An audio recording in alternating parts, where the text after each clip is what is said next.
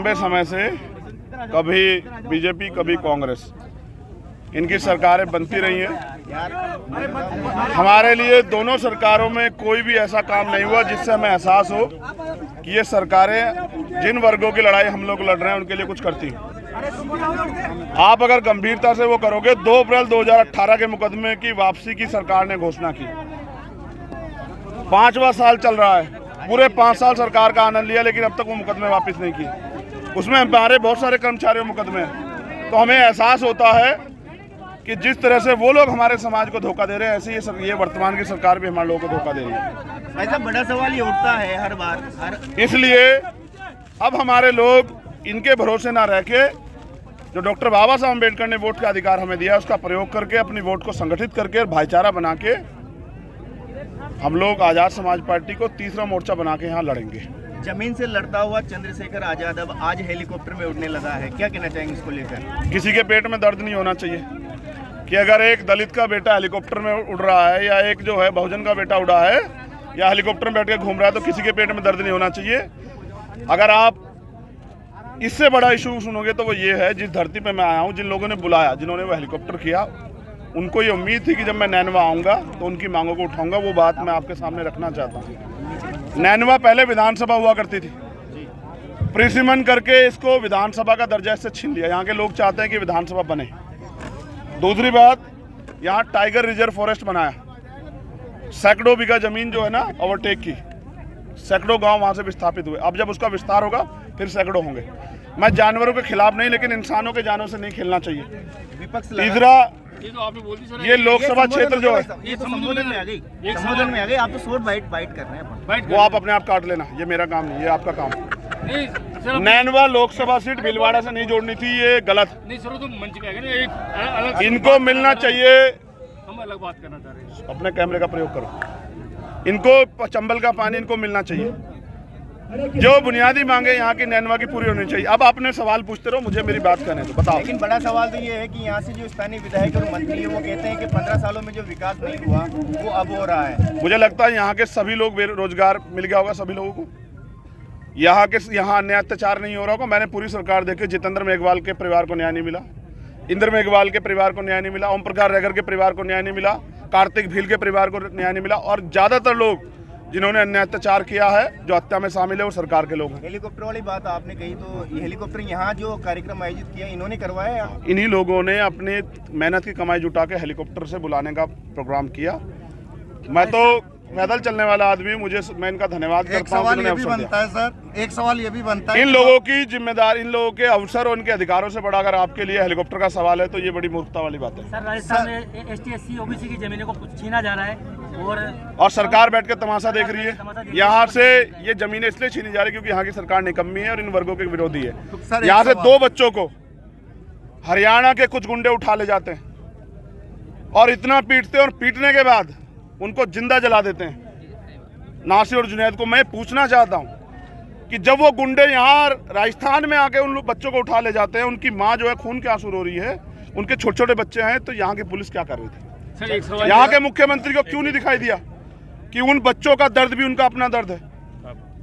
चंद्रशेखर जी जब राजस्थान आते हैं सरकार अलर्ट हो जाती है। सर, अलर्ट हो जाती है क्योंकि मेरे अधिकारों को यहाँ दबा, मेरे लोगों के अधिकारों को यहाँ दबा रखा है। मैं जब आके उनमें बल पैदा करने का काम करता हूँ, सरकार को लगता है कि ये लोग विद्रोह करके अपने हक अधिकारों के लिए लड़ेंगे। ऐसा पहली बार नहीं है। डॉक्टर बाबा साहब अम्बेडकर के नेतृत्व में भी समाज खड़ा हुआ था। पहले से गुलामी से काटने वाले समाज ने अंगड़ाई ली और अधिकार प्राप्त किए। अब भी समाज खड़ा होगा। 70 साल हो गए आज़ाद हुए, आज भी बुनियादी अधिकारों से वंचित हैं हम लोग। क्यों रहे हैं वंचित?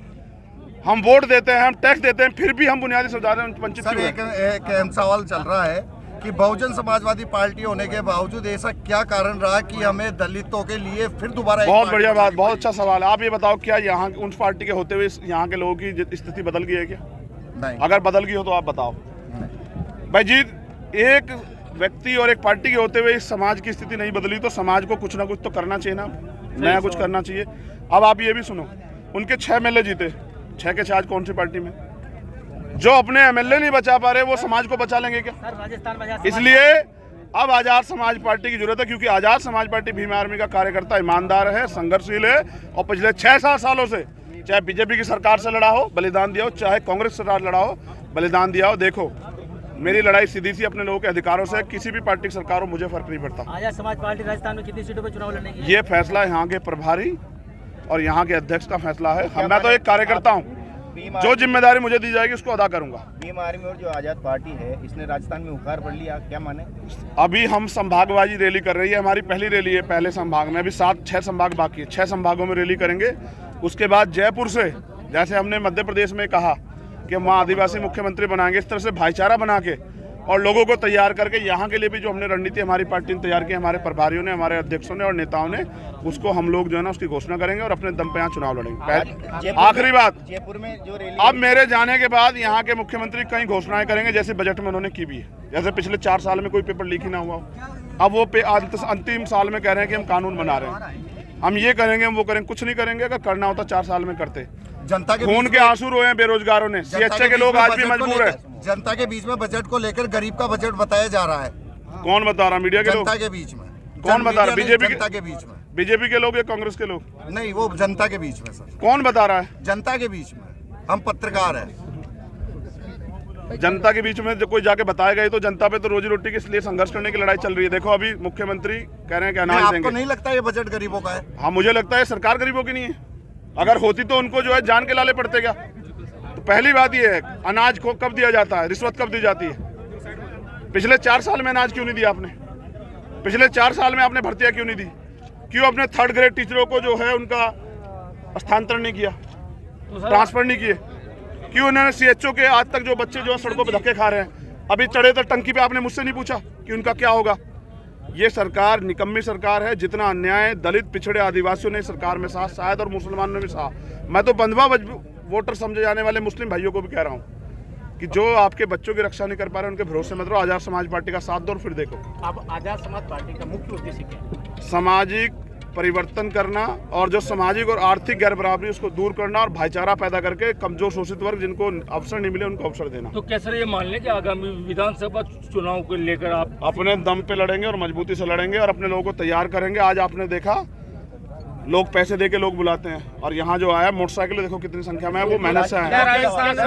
यानी कि अब उनके अंदर ये विश्वास पैदा हुआ है कि यहाँ इस नेतृत्व और इस संगठन के साथ जुड़ के हम लोग ताकत तो सर ये मान लिया जाए कि 200 विधानसभा क्षेत्र में अपने प्रत्याशी उतारे। अब आप कुछ भी मानते रहो, बाकी पार्टी के रणनीतिक फैसले। लास्ट सवाल, एक समय था जब राजस्थान में 2 पार्टियों के बीच में राज्यसभा भी उतरी थी, किरोड़ी लाल जी लेके आए थे, और अब की बार आप तीसरा मोर्चा आप खोल रहे हैं, क्या भविष्य मांगते हैं? देखिए, भविष्य आपने फिर ये नहीं पूछा कि इन 2 पार्टियों के बीच में दिल्ली में आम आदमी पार्टी भी आई थी और जो 2-2 स्टेट सरकार बना रही है। आप सरकार के इशारे पे किसी भी दल, किसी भी पार्टी, किसी भी नेता को नजरअंदाज ना करें, किसी भी इतने बड़े समाज को नजरअंदाज ना करें। समाज अपने हकों के लिए फैसले लेता है और इस बार फैसला आजाद समाज पार्टी के पक्ष में आएगा। एक सम्मानित साथी जो यहाँ कांग्रेस में नेता थे, आज ही उन्होंने सिर्फ मेरी बात सुन के कांग्रेस पार्टी छोड़ के और आजाद प्रताप मीणा जी ने आज ही उन्होंने कांग्रेस पार्टी छोड़ के आजाद समाज पार्टी की सदस्यता मंच पे ली। जब हमारे लोगों को सच्ची बात पहुंचेगी और वो 70 साल से जो उम्मीद कर रहे थे वो उम्मीद अब उनकी आशा किरण बदलेगी तो वो अपनी लड़ाई को लड़ेंगे।